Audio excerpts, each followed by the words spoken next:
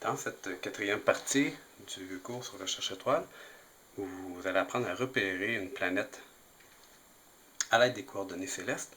Sur un cherche-étoile, les planètes n'y sont pas indiquées pour la simple et bonne raison que les planètes tournent autour du Soleil, elles sont continuellement en mouvement, donc elles se déplacent continuellement dans le ciel.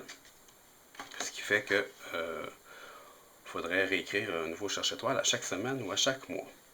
Pour pouvoir repérer une planète dans le ciel, ça nous prend d'abord les coordonnées célestes de la planète. Il y a différentes sources disponibles sur le web pour connaître les coordonnées célestes d'une planète à une date donnée.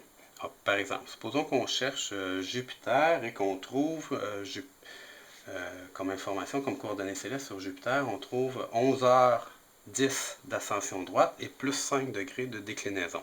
À partir du moment où je connais les coordonnées célestes, donc je peux utiliser le cadran à l'extérieur ici d'ascension droite. Alors on a dit 11h10 d'ascension droite, j'ai 9h30, 10h, 10h30, 11h, 11h10 d'ascension droite.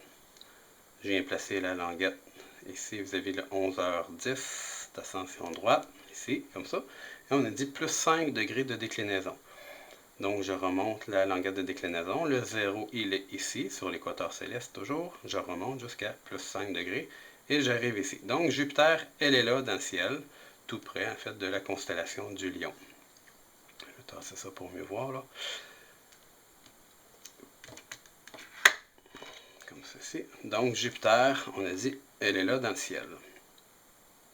C'est pas surprenant que Jupiter soit près de l'écliptique, puisque toutes les planètes sont dans le même plan que le Soleil. Donc, on devrait retrouver toutes les planètes, ainsi que la Lune même, on devrait toujours les retrouver assez près de l'écliptique. Donc, si vous arrivez avec une Jupiter qui est à quelque part ici dans le ciel, c'est qu'il y a eu une erreur. Alors, à partir du moment où on a localisé Jupiter, on a dit Jupiter, elle est là dans le ciel, on pourrait mettre un point et marquer Jupiter à côté.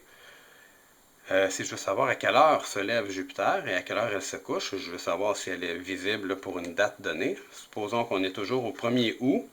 Et je veux savoir donc si Jupiter est visible au 1er août et si oui, à quelle heure elle se lève et à quelle heure elle se couche.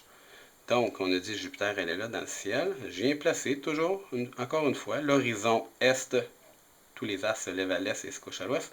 Je viens placer l'horizon est sur Jupiter. Ici, Jupiter est sous l'horizon. Et au fur et à mesure que les heures avancent, Jupiter va franchir l'horizon et va devenir visible. Donc, je viens placer Jupiter sur l'horizon, comme ceci. Et je veux savoir à quelle heure elle se lève au 1er août. Encore une fois, donc heure et date, ça marche toujours ensemble. Ça, c'est l'heure de votre montre et ça, c'est la date. Je viens lire tout simplement vis-à-vis le 1er août, quelle heure il est. Donc, il est 7h10, 20, 30, 40, 42 environ. Alors, Jupiter se lève à 7h42.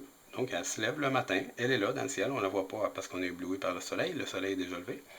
Mais Jupiter serait là dans le ciel à ce moment-là. Si je veux savoir à quelle heure Jupiter se couche, donc on a dit Jupiter, elle est là dans le ciel. Je viens tourner le cadran jusqu'à ce que Jupiter franchisse l'horizon ouest, comme ceci. Et je viens lire vis-à-vis le 1er août, quelle heure il est. Donc Jupiter se coucherait à 20h, on a le 20h ici, 10, 20, 30, 40, 20h45 environ, au 1er août.